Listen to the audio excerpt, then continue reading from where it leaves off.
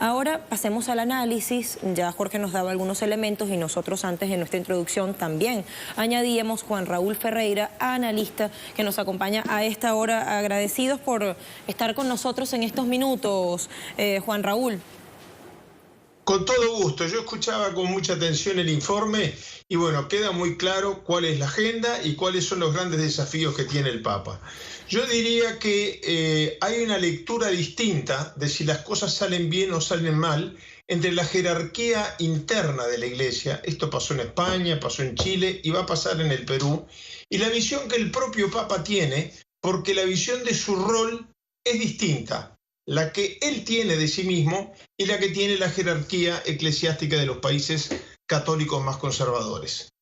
Yo creo que mucha gente dentro de las iglesias latinoamericanas está viendo las visitas del Papa como una cosa de reclutamiento, para que vuelvan a ver la cantidad de católicos que había en otros tiempos.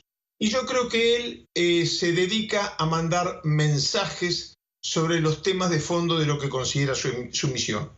¿Cuáles son, a mi juicio, los grandes mensajes del día de hoy? Pueblos indígenas, diversidad y distanciamiento muy claro de la corrupción que de alguna manera personifica el presidente PPK, que cambió su impunidad por el perdón presidencial al presidente Fujimori. Desde la llegada del Papa al aeropuerto se nota una diferencia de actitud muy grande.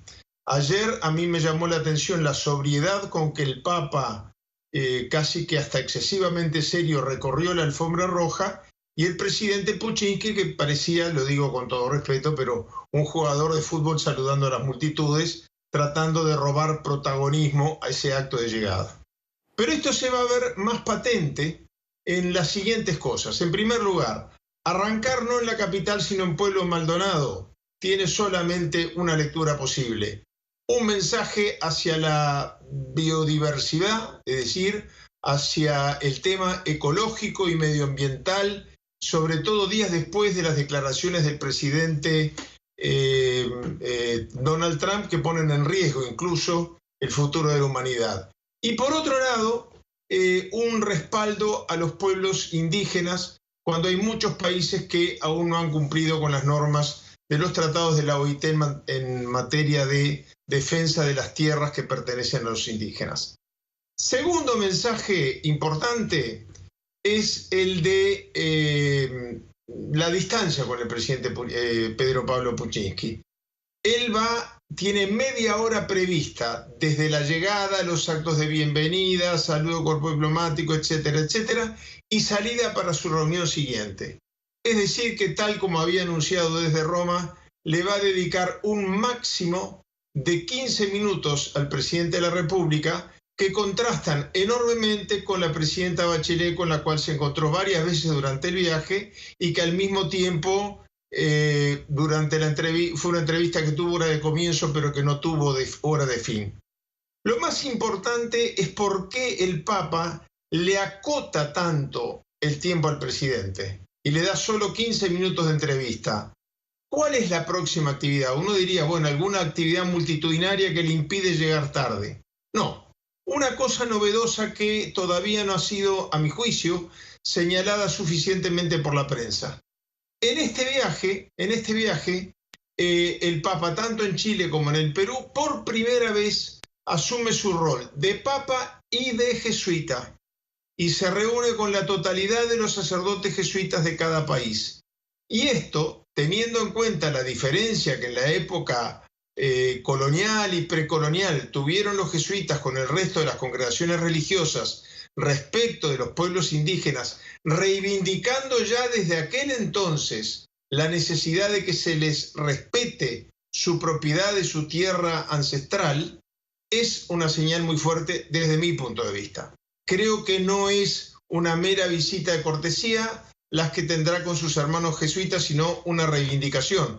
No nos olvidemos que en el año 1778, más o menos, el rey Carlos IV de España los echa de América Latina y de España. ¿Por qué? Por revoltosos, izquierdistas, por querer defender los derechos de los pueblos indígenas. Y finalmente, me parece muy, muy interesante también que el Papa en las visitas, en todas las visitas que está realizando, está reivindicando el tema indígena. Tanto los pequeños hogares de cuidados que va a visitar, como, repito, bueno, iniciar la visita en la Amazonía, eso tiene una importancia simbólica muy grande. Muchos sacerdotes van a medir el resultado de la actividad según la gente que vaya a cada uno de los actos públicos. Yo creo que el Papa Francisco está con la cabeza en otra cosa y que lo que se va a notar es una gran diferencia entre lo que el pueblo peruano recibe de sus líderes locales y lo que va a recibir de la visita papal. Justo por eso preguntábamos por la asistencia a Gestoso. Usted dice que son señales fuertes, todas estas que está enumerando. Claro, toca esperar si son bien leídas o si son desoídas por las autoridades o quienes tienen en líneas generales la posibilidad de garantizar un cambio. Juan Raúl, hemos hecho esta pregunta. Permítame que hemos hecho esta pregunta en la red Twitter a través de nuestra cuenta @telesur_agenda_a. ¿Qué dejará la visita del Papa Francisco a Perú? 30% cree que dejará en evidencia la crisis política e institucional que está viviendo esta nación suramericana.